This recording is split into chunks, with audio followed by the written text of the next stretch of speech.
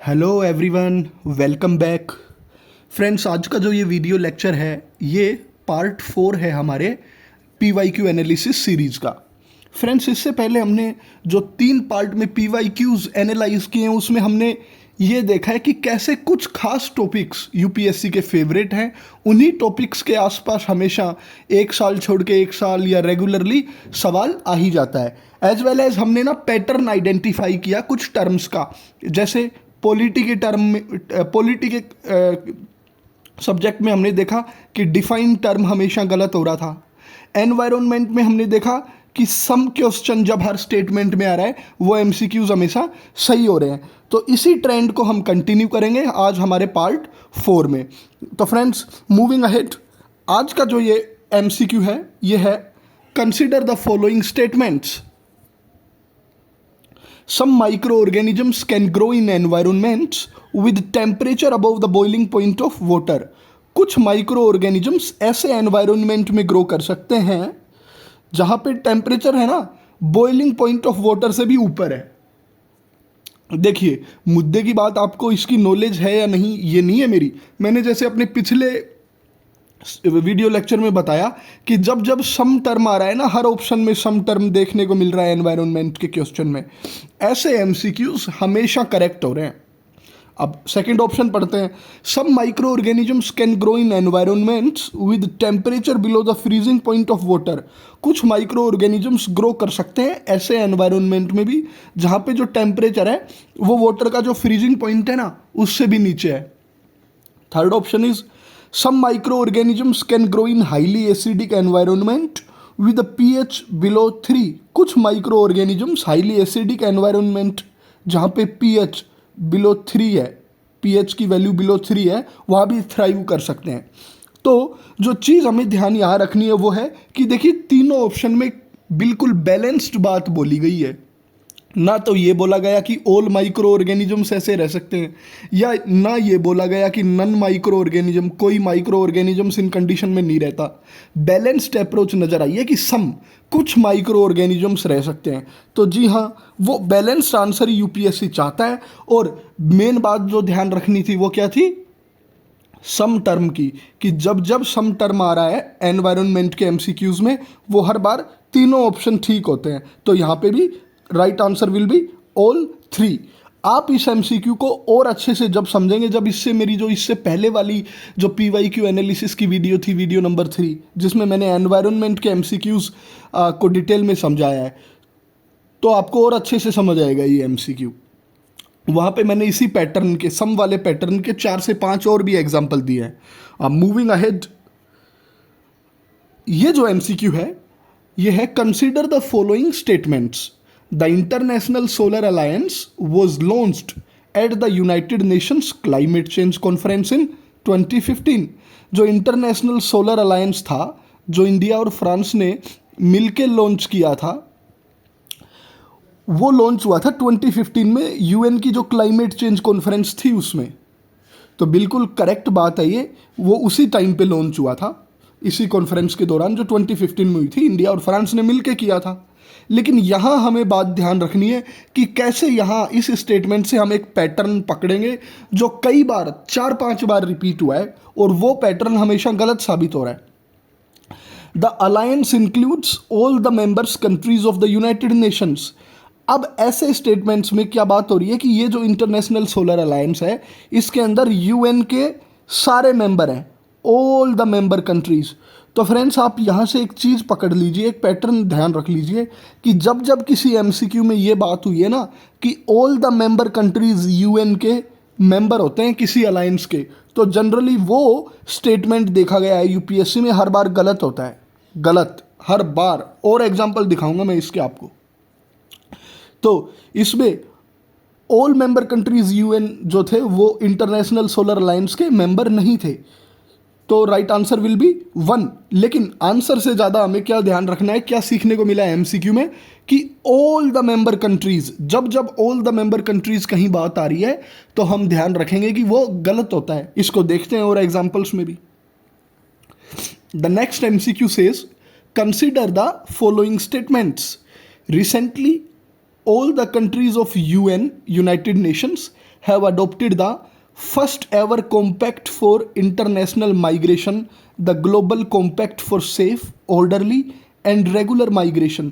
हाल ही में United Nations के all the countries, देखिए बात आ गई ना, ऑल द कंट्रीज, उन्होंने global compact for safe, orderly and regular migration adopt किया। फ्रेंड्स, ये 2023 के एमसीक्यू का क्वेश्चन है। तो ये जो ग्लोबल कॉम्पैक्ट फॉर माइग्रेशन है, ये अडॉप्ट तो किया गया है, लेकिन all the countries of UN ने अडॉप्ट नहीं किया। तो यही अप्रोच हमने पिछले एमसीक्यू में देखी थी कि जहां all the member countries of UN आया वो गलत है। इस एमसीक्यू में देखिए, जहां all the countries of UN आया वो भी गलत है। अब मूविंग अहेड, ये भी हमें कुछ सिखाएगा, इसके भी बहुत एग्जांपल्स आएंगे आने वाले वीडियो में। The objectives and commitments stated in the GCM global compact for migration are binding on the UN member countries. जो जीसीएम, जो ये पैक्ट है, इसके जो ऑब्जेक्टिव्स और कमिटमेंट्स हैं वो बाइंडिंग है यूएन मेंबर कंट्रीज में। अब हमें नहीं पता है या नहीं है, लेकिन हमें तो एक टर्म ध्यान रखना है, बाइंडिंग। यूपीएससी इसी टर्म से एस्पिरेंट्स को ट्रिक करती है। कैसे कि जहाँ जहाँ ये बाइंडिंग टर्म इसमें कई बार देखा गया है, जब जब कई बार रिपीट हुआ है, ये मैं और एग्जांपल दूंगा आने वाले वीडियोस में, वो हमेशा गलत होता है। तो आपको आज दो चीज़ें सीखने को मिली। All the countries of the UN जहाँ आएगा वो गलत मिल रहा है मैक्सिमम एमसीक्यूज में, ऑप्शंस में, और ये जहाँ बाइंडिंग लिखते हैं वो भी हमेशा गलत साबित हो रहा है। ठीक है, तो ये ऑप्शन भी गलत है। अब friends, third option is the GCM addresses internal migration or internally displaced people in its objectives and commitments। जो ये GCM है, ये एड्रेस करता है इंटरनल माइग्रेशन और इंटरनली डिस्प्लेस्ड पीपल को अपने ऑब्जेक्टिव्स में। तो फ्रेंड्स, इसमें ऐसा कोई टर्म नहीं है जिससे आप आइडेंटिफाई कर पाओ कि ये सही है या गलत है। तो इसलिए हमें कुछ ना कुछ तो नॉलेज भी होनी चाहिए उस इश्यू की। हम जब मैगजीन्स में या न्यूज़पेपर में पढ़ते हैं तो नॉलेज के बेसिस पे आपको ये आइडेंटिफाई करना होगा वेदर इट्स करेक्ट और इनकरेक्ट। तो वैसे ये इनकरेक्ट ही है। क्यों? क्योंकि इंटरनल माइग्रेशन को एड्रेस नहीं करता GCM. So the right answer for this MCQ will be option D, none. लेकिन नई चीज़ क्या सीखी हमने? जहाँ बाइंडिंग टर्म आ रहा है वहाँ हम अपने दिमाग को एक्टिव रखेंगे, और जहाँ बोला जा रहा है all the countries of UN are member, किसी अलायंस के बोल दिया जाए कि all the countries of UN are its members, तो वो क्या होगा? ये दोनों, हर बार मैंने दो एग्जांपल से आपको दिखा दिया, ये दोनों गलत हो रहे हैं। तो ये चीज़ अपने दिमाग में बिठा लीजिएगा आप। अब मूविंग अहेड, अब हम देखते हैं कि कुछ एमसीक्यूज, कुछ टॉपिक्स यूपीएससी के फेवरेट हैं, घुमा फिरा के उनके ऊपर सवाल आ ही जाता है। ऐसे 3 से 4 एमसीक्यू दिखाता हूँ मैं आपको। देखिए, local self government can be best explained as an exercise in, बिल्कुल सिंपल एमसीक्यू है।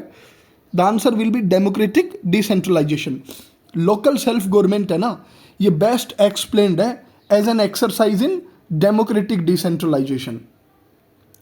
डिसेंट्रलाइजेशन, डेमोक्रेटिक डिसेंट्रलाइजेशन का ही तो एग्जाम्पल है लोकल सेल्फ गवर्नमेंट। तो फ्रेंड्स, ये एमसीक्यू सोल्व करवाने के पीछे मकसद ये है, मेरा मकसद कि लोकल सेल्फ गवर्नमेंट बहुत फेवरेट टॉपिक है। आगे देखते हैं स्टैंडर्ड वाले एमसीक्यूज। ये देखिए, पंचायत पे सवाल आ गया जो कि लोकल सेल्फ गवर्नमेंट है। Consider the following statements. The minimum age prescribed for any person to be a member of panchayat is 25 years. ये मैंने अपने पहले वीडियो में बताया था कि जनरली वो अगर किसी ऑप्शन को गलत करते हैं तो उसकी न्यूमेरिकल वैल्यू से छेड़छाड़ कर देते हैं। यहाँ भी उन्होंने वो ही किया है। 21 ईयर्स होना चाहिए, उन्होंने 25 कर दिया। So the first option is wrong. Next is a panchayat reconstituted after premature dissolution continues only for the reminder period. Yes, this is right. एक जो पंचायत डिसॉल्व होने के बाद जब उसे रिकंस्टिट्यूट किया जाता है ना, तो वो कंटिन्यू करती है रिमेनिंग पीरियड तक ही। जैसे कोई पंचायत 5 साल के लिए चुनी गई थी और वो 3 साल में ही उस डिसॉल्व होगी कोई वो पंचायत बॉडी, तो क्या होगा? जो न्यूली रिकंस्टिट्यूटेड पंचायत बॉडी होगी वो 2 साल और कंटिन्यू करेगी, जो 5 साल का जो टाइम पीरियड होता है वो पूरा करने के लिए। ठीक है फ्रेंड्स, अब इसमें आप एक चीज़ ध्यान रखिएगा कि अगर पंचायत इलेक्शंस को 6 मंथ से 6 मंथ से कम का टाइम पीरियड रहता है, लेस देन 6 मंथ से कम का, तो ज़रूरी नहीं है कि नई पंचायत बॉडी रिकंस्टिट्यूट की जाए। ये जब भी की जाएगी जब time period more than 6 months होगा। जैसे अगर कोई पंचायत बॉडी है, अब वो क्या है, डिसॉल्व हो जाए 4 साल और 8 महीने में, तो जनरली क्या है, 5 साल के लिए तो कंटिन्यू करना होता है उस पंचायत बॉडी ने, तो अब 4 साल 8 महीने कंटिन्यू कर ही लिया उसने, तो 4 महीने ही रह गए। तो ऐसे केस में नई बॉडी कंस्टिट्यूट नहीं की जाएगी, वो जब ही की जाएगी जब 6 मंथ्स से ज़्यादा का टाइम पीरियड होगा जब। तो सेकंड ऑप्शन इज करेक्ट। तो इस एमसीक्यू का सही आंसर होगा 2 ओनली। अब ये देखिए कहाँ उसने न्यूमेरिकल वैल्यू से छेड़छाड़ की।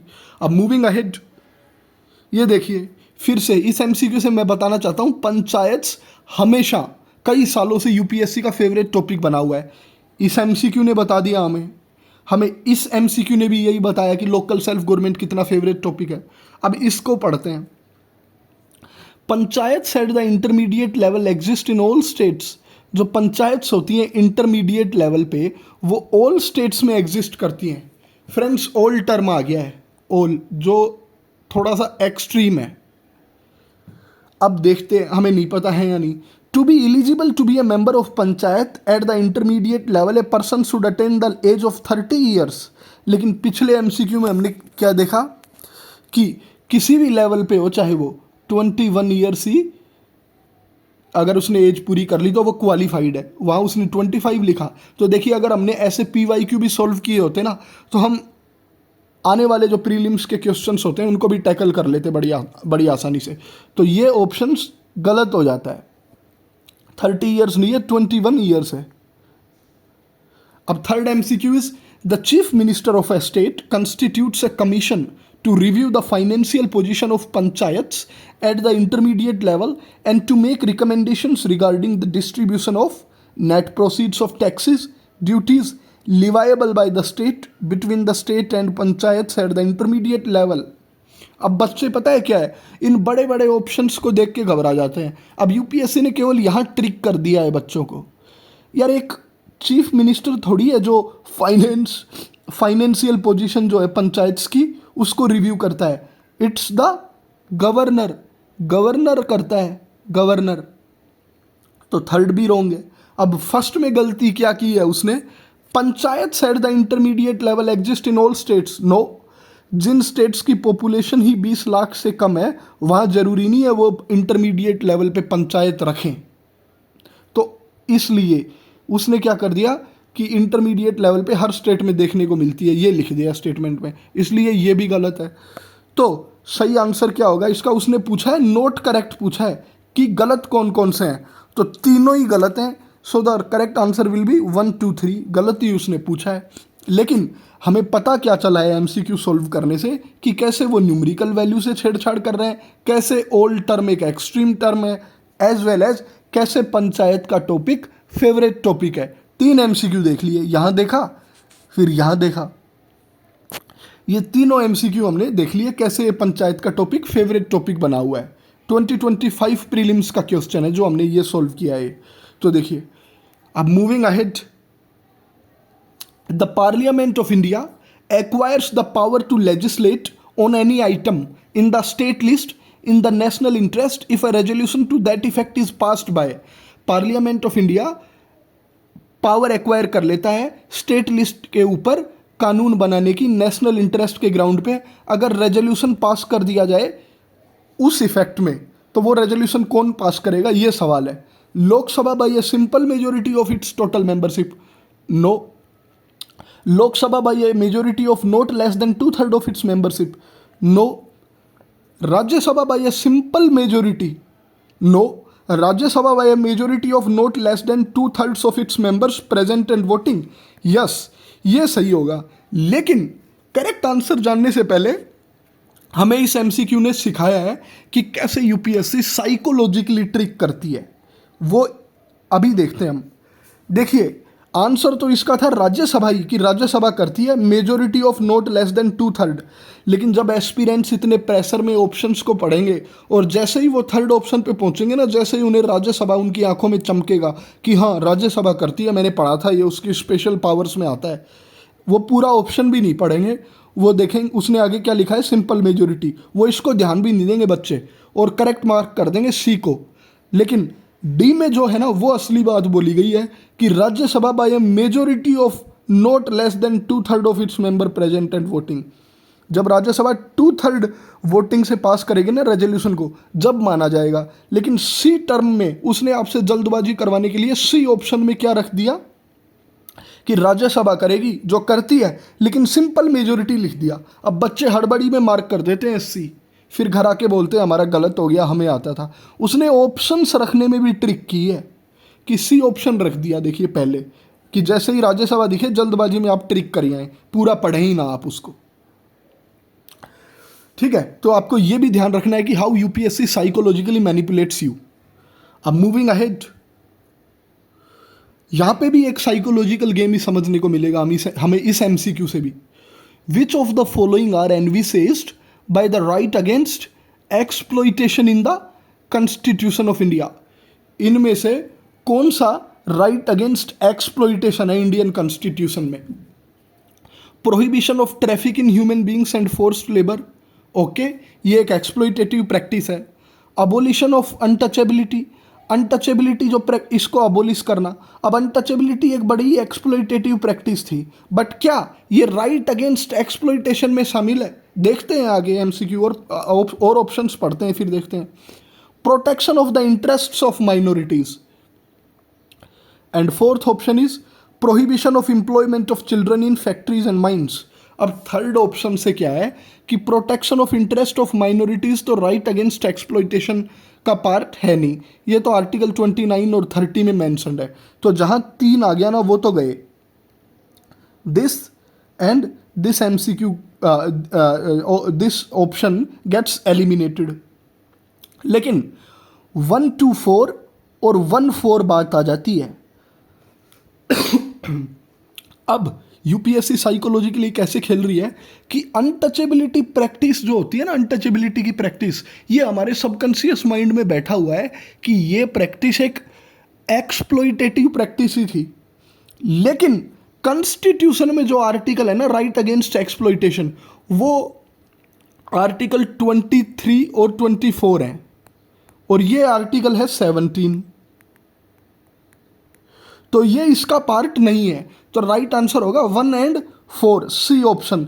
लेकिन बच्चों को लगेगा, बच्चे 1 और 4 का तो पता होगा, लेकिन बच्चे जल्दबाजी में क्या करेंगे कि अनटचेबिलिटी भी तो एक एक्सप्लॉइटेटिव प्रैक्टिस है, तो 1 to 4 आंसर होगा। और ये ही गलती करवाने के लिए ना उसने ऑप्शन ए 1 to 4 लिखा है, उसने जानबूझ के लिखा है ऑप्शन 1 to 4। वो डी नंबर पे भी तो कर सकता था 1 to 4 को, कि बच्चे एलिमिनेट तो कर लेंगे माइनॉरिटीज़ को, लेकिन 1 और 4 पता होगा और अनटचेबिलिटी के बारे में सोचेंगे कि यार ये तो एक एक्सप्लॉइटेटिव प्रैक्टिस है, ये भी इसी आर्टिकल का पार्ट होगी, इसी राइट के तहत आती होगी।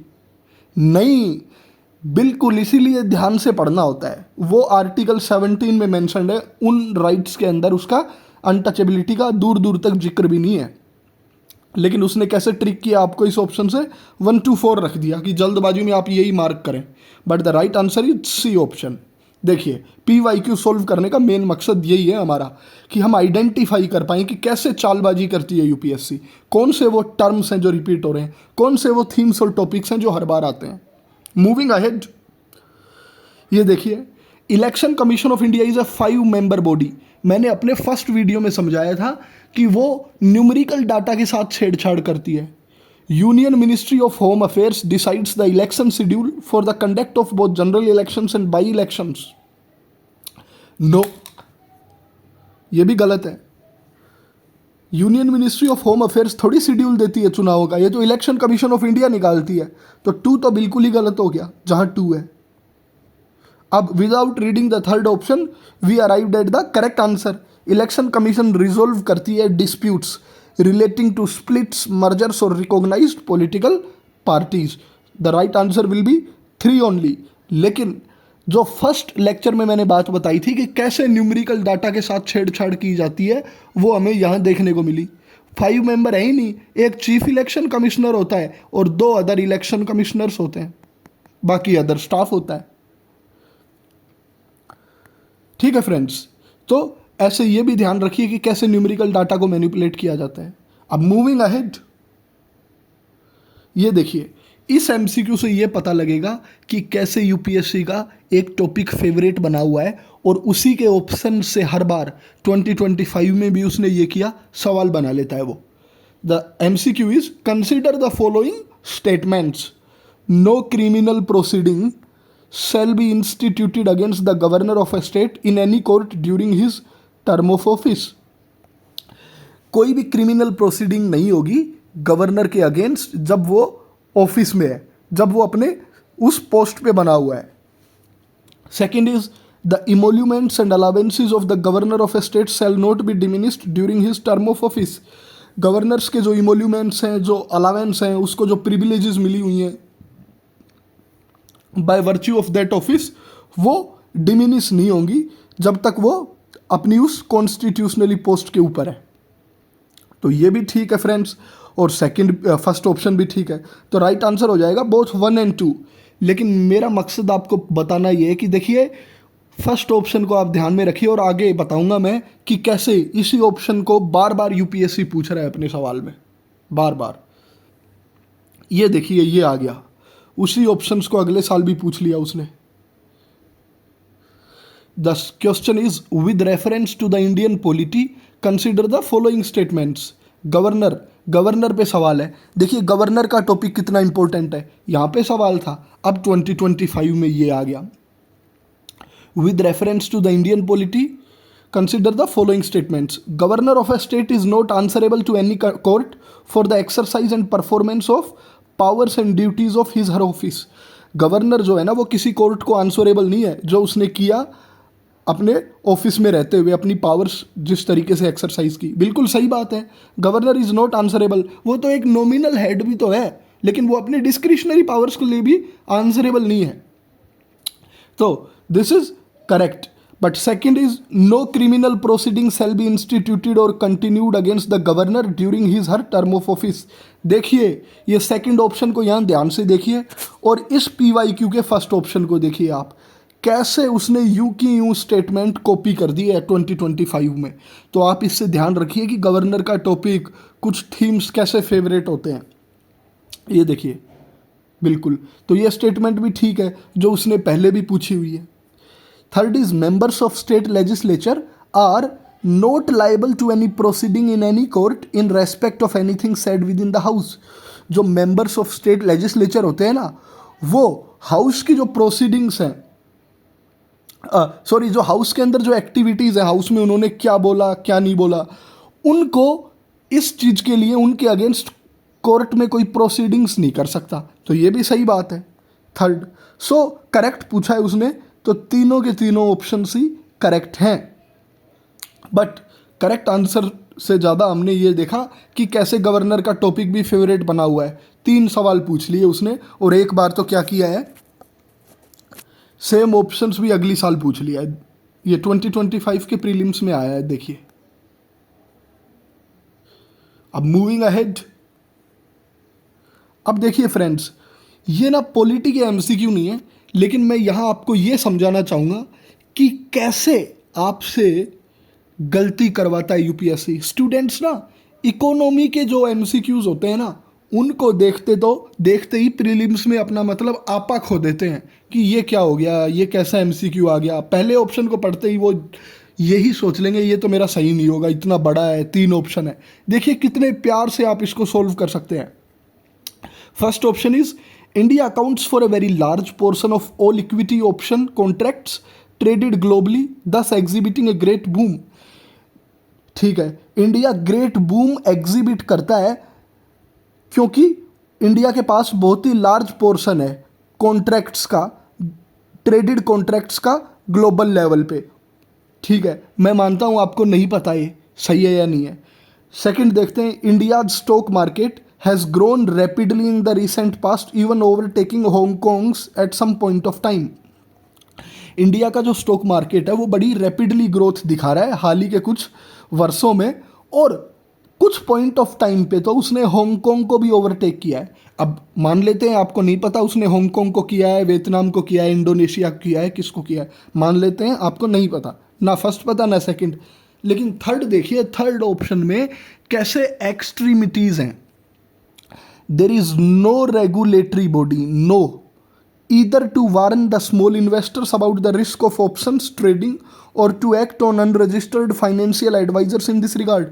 क्या इंडिया में कोई रेगुलेटरी बॉडी नहीं है कि जो स्मॉल इन्वेस्टर्स को वार्न कर सके, वार्निंग दे सके, जो ट्रेडिंग करते हैं वो अपना पैसा लगाते हैं स्टॉक मार्केट में, उससे जुड़े हुए रिस्क से?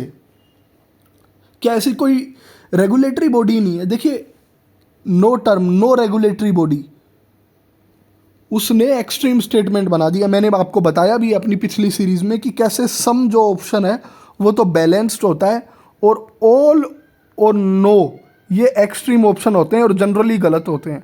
अब देखिए थर्ड ऑप्शन कितनी बड़ी गलती है कि क्या इंडिया में कोई रेगुलेटरी बॉडी नहीं है ट्रेडिंग रिस्क्स को लेके। अब आपने सेबी के बारे में तो सुना ही है, सेबी के बारे में, तो सेबी है हमारे पास, और भी बड़ी रेगुलेटरी बॉडीज़ हैं, तो थर्ड ऑप्शन गलत हो जाता है। तो जहाँ 3 है ना वहाँ बच्चे एलिमिनेट कर दो आप उस ऑप्शन को। अब आपको फर्स्ट और सेकंड नहीं भी पता था तो भी आपका आंसर आ गया। तो मैं आपको बताता हूँ कि इकोनॉमी के ऑप्शंस जो होते हैं ना, इकोनॉमी के MCQs, बच्चे उनसे सबसे ज़्यादा डरते हैं। लेकिन देखिए कैसे, अगर आप हल्का सा अगर मतलब दिमाग लगाएं तो अपना राइट आंसर पे पहुँच जाएंगे आप। तो ये ध्यान रखिए कि उसने कैसे लिख दिया, no regulatory body, no term का यूज कर दिया जो एक्सट्रीम ऑप्शन, एक्सट्रीम टर्म है अपने आप में। अब मूविंग अहेड मैं और भी बताता हूं आपको। The question is, consider the following statements. India has joined mineral security partnership as a member. India ने ज्वाइन कर लिया मिनरल सिक्योरिटी पार्टनरशिप, जो एक यूएस का इनिशिएटिव है, यूएस लेड इनिशिएटिव है। जनरली जो बच्चा करंट अफेयर्स पढ़ता होगा उसे पता होगा, लेकिन मान लेते हैं कि नहीं पता भाई आपको। अब सेकंड ऑप्शन देखते हैं। India is a resource rich country in all the 30 critical minerals that it has identified. India एक रिसोर्स रिच कंट्री है, ऑल द 30 क्रिटिकल मिनरल्स, जो 30 क्रिटिकल मिनरल्स हैं उनमें सारे में ऑल टर्म आ गया। क्या सारे के सारे में ही इंडिया मतलब रिसोर्स रिच है? सारे के सारे में ही है, ऐसा कोई सही नहीं है 30 में से कि जिनमें इंडिया ना हो। देखिए कितना एक्सट्रीम है, मैंने बताया ना, ऑल, नो, कितने एक्सट्रीम स्टेटमेंट होते हैं, सम बैलेंस्ड होता है। तो all term, all the 30 critical minerals, तो क्या सारे के सारे 30 में ही रिच है क्या इंडिया? नहीं, गलत है भाई, ऐसे भी तो होंगे जो इंडिया के पास नहीं होंगे। तो देखिए अब बच्चे इसको इतना बड़ा MCQ देख के कि मुझे तो आता ही नहीं है, ये गलत मार्क कर देंगे। लेकिन यहाँ अगर आप इस ट्रिक को पकड़ेंगे, आपको पहला पता भी नहीं है, सेकंड हो गया रॉन्ग। अब थर्ड पढ़ते हैं। Parliament in 2023 has amended mines and minerals development and regulation act 1957 empowering the central government to exclusively auction mining lease and composite licence for certain critical minerals. Parliament ने mines और mineral act, जिसे MMRD act भी बोलते हैं, उसको क्या किया है, अमेंड किया है और एम्पावर कर दिया है सेंट्रल गवर्नमेंट को कि एक्सक्लूसिवली वो ही ऑक्शन करेगी माइनिंग लीज को, और कंपोजिट लाइसेंस भी वही ग्रांट करेगी कुछ क्रिटिकल मिनरल्स के लिए। देखिए फ्रेंड्स, अब चाहे आपको ये पता हो या नहीं पता हो, मान लिया कि आपने करंट अफेयर नहीं पढ़े, लेकिन सेकंड आप अगर अपनी कॉमन सेंस रखते ना तो सेकंड एलिमिनेट कर लेते और आप अपने सही आंसर पे पहुंच जाते। कैसे? जहाँ सेकंड है ना वो ऑप्शन गलत है, सेकंड यहाँ भी है गया, यहाँ भी है गया और यहाँ भी है गया। अब सी ऑप्शन जो है ना वहाँ सेकंड नहीं है, तो सी आपका हो गया राइट आंसर। अब ये देखिए कितना आसान है MCQ के आंसर को, एक MCQ के सही आंसर को आइडेंटिफाई करना, कॉमन सेंस से भी अगर नॉलेज ना हो तो भी। ठीक है, तो फ्रेंड्स आज के वीडियो लेक्चर में बस मैं यही MCQs आपके लिए लेके आया था। आई होप आपको बहुत ही फ़ायदा होगा और हुआ है मेरे वीडियोज से। आपसे रिक्वेस्ट है वीडियो को लाइक करिए, शेयर करिए और मेरे चैनल को सब्सक्राइब करिए। आने वाले टाइम में आपके लिए ऐसे इंटरेस्टिंग लेक्चर्स आते रहेंगे। Thank you friends and have a good day.